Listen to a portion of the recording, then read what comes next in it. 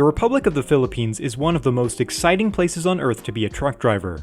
Geographically speaking, the country bridges the gap between Southeast and East Asia, with significant economic ties both within and outside of the continent. As such, cargo from both the Eastern and Western world passes through the country, inundating the populace with a variety of international goods. This doesn't apply only to small goods, though, as trucks which are imported from across the world can be seen on Philippine roads. These include the American Kenworth, Freightliner, and Peterbilt, the European MAN, Volvo, Iveco, Mercedes, and Scania, the Japanese Isuzu, Mitsubishi Fuso, UD, and Hino, the Chinese Foton, Jiangling Motors, and FAW, as well as the Hong Konger Sinotruk. Mostly due to the proximity, the vast majority of trucks are imported from either Japan or China, with there being an overall trend toward favoring cab-over-style trucks as opposed to conventional cabs, mostly due to how tight many of the roads are. Western trucks are pretty rare for the most part, but occasionally they can be seen in operation.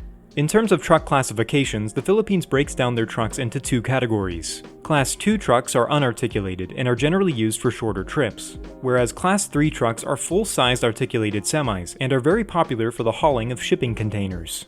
As an archipelago, the country is made up of around 7,600 islands, all of which pose an interesting logistical hurdle when it comes to the transport of goods. The 216,000 kilometers of road which compose the nation's road network varies in condition quite a bit, with most truckers choosing to stick to the better maintained highways along the coasts. Ferries are incredibly important to the supply chain of the Philippines, with drivers using them to hop from island to island. To show how important these ferries are, if one is traveling from Manila to Davao, the two largest metros in the country, it is impossible to complete the journey without help from a ferry. The popularity of cab-over trucks can be partially linked to the frequency of ferry trips required in the archipelago, as the smaller cab sizes take up less space and are easier to onload and offload.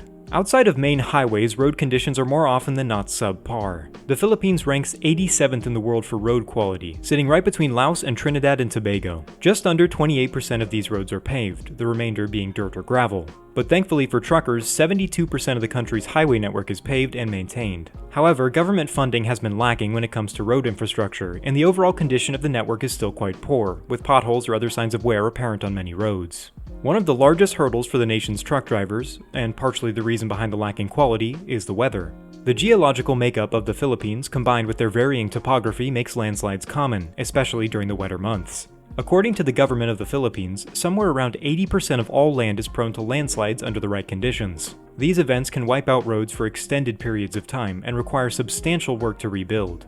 Thankfully, the majority of landslides occur on rural or less traveled roads, and often truck drivers can find other routes if need be. The Philippines also sits on the Pacific Ring of Fire, a geologically active string of volcanoes which make up the country's islands. While earthquakes or volcanic eruptions are not all that common, especially stronger ones, seismic activity in and around the islands can bring tsunamis and cause widespread landslides. Another issue facing truck drivers is traffic. While traffic is both expected and tolerated by truck drivers, for the most part, the Philippines does have some particularly bad congestion issues, especially in large cities. The causes for this congestion are many, but the authorities in some area have targeted truckers as the root of the issue. In Manila, larger trucks are banned from streets in most areas from 6 to 10 a.m. on weekdays, which has done little to resolve the issue and has only served to put more stress on the supply chain.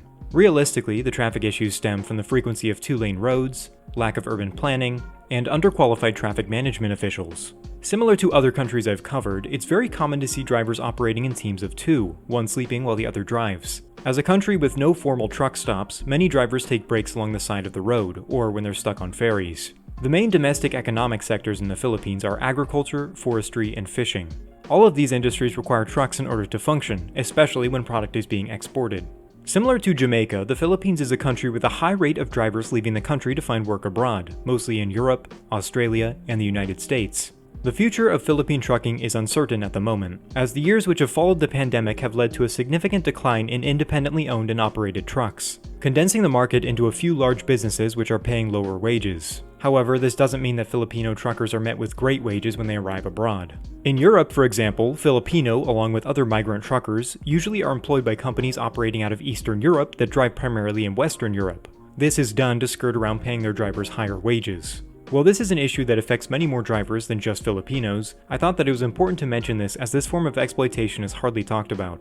The Philippines is a beautiful and diverse nation, and though driving there might not be as pleasant as one would hope, given the narrow roads and urban traffic, at the very least a career trucking in the Philippines rewards you with some stunning views.